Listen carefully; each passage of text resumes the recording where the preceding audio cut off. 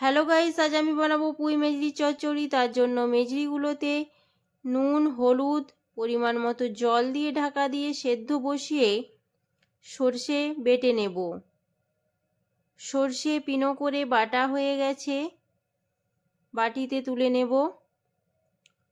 তাতে লঙ্কা গুঁড়ো, হলুদ গুঁড়ো, পরিমাণ মতো নুন দিয়ে দিলাম। এদিকে মেজরিগুলো সেদ্ধ হয়ে গেছে, নামিয়ে নেব। কড়াইতে পরিমাণ মতো তেল দিয়ে দিলাম। তাতে কালো জিরে, পেঁয়াজ কুচি, আদা বাটা, রসুন বাটা দিয়ে নেড়ে বেটে রাখা সর্ষেটা দিয়ে ভালো করে নেড়ে চেড়ে কষিয়ে নেব। কষানো হয়ে গেছে, সেদ্ধ করে রাখা পুঁই মেজরিগুলো দিয়ে অল্প জল দিয়ে